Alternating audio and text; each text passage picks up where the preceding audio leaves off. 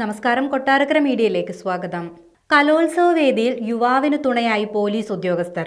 വേദിക്ക് സമീപമുള്ള സ്റ്റോളിലുണ്ടായിരുന്ന ഡാനിയൽ എന്ന ചെറുപ്പക്കാരനാണ് പോലീസുകാർ തുണയായത്. സ്റ്റോളിനുള്ളിൽ ചന്നി വന്ന് വീഴുകയായിരുന്നു ഡാനിയൽ. ഇത് കണ്ട ഒരു സ്ത്രീ പോലീസിനെ വിവരമറിയിക്കുകയും കൃത്യസമയത്ത് ചികിത്സ ഉറപ്പാക്കുകയും ചെയ്തു.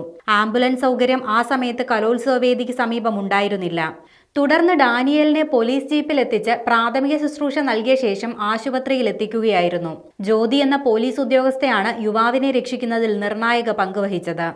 പെട്ടെന്നൊരു ദേഹാവസ്ഥ ഉണ്ടാവുകയും ഒന്ന് പ്രഷർ കുറഞ്ഞതാണ്, ഒന്ന് വീഴുകയും ചെയ്തു.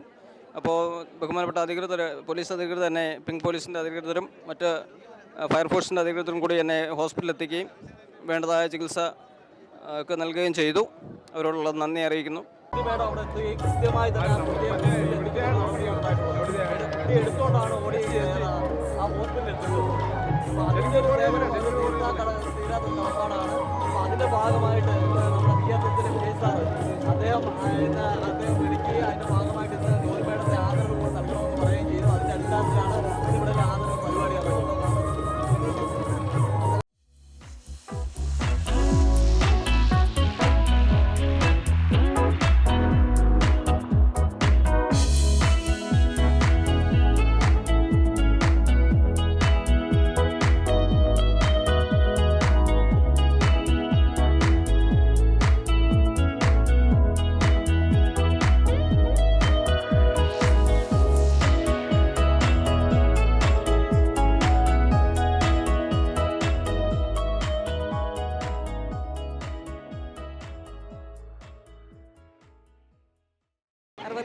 സ്കൂൾ ജില്ലാ കലോത്സവം നടക്കുന്ന നമ്മുടെ ഈ കൊട്ടാരക്കരയിൽ നിരവധി സ്റ്റാളുകൾ പ്രവർത്തിക്കുന്നുണ്ട്.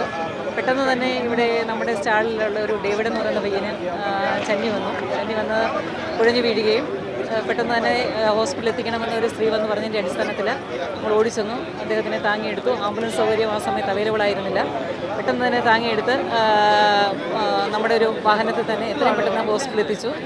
ഒരു ജീവൻ രക്ഷിക്കുക എന്നുള്ളതാണ് നമ്മുടെ ഏറ്റവും പ്രധാനപ്പെട്ട കർത്തവ്യം. അത് നിറവേറ്റാൻ സാധിച്ചു എന്നുള്ളതാണ് ഈ സമയത്ത് പറയാനുള്ളത്. ഞാൻ മീഡിയ വഴിയാണ് ഇങ്ങനൊരു വാർത്ത അറിഞ്ഞത്. കാരണം ഒരു ചന്നി വന്ന ഒരു അദ്ദേഹത്തെ ഇതുപോലെ ജ്യോതി മേഡവും അതുപോലെ സഹപ്രവർത്തകരും ചേർന്നു ഫസ്റ്റ് എയ്ഡ് കൊടുത്തു. എത്രയും പെട്ടെന്ന് ഒരു പുതുജീവൻ നൽകത്തക്ക രീതിയിലുള്ള പ്രവർത്തനങ്ങൾ കാഴ്ചവെച്ചു. അതിൽ എനിക്ക് തോന്നിയെന്ന് വെച്ചാൽ BSS കമ്പ്യൂട്ടർ കോളേജിൽ അവരെ വന്ന് അനുമോദിക്കണമെന്ന് തോന്നി.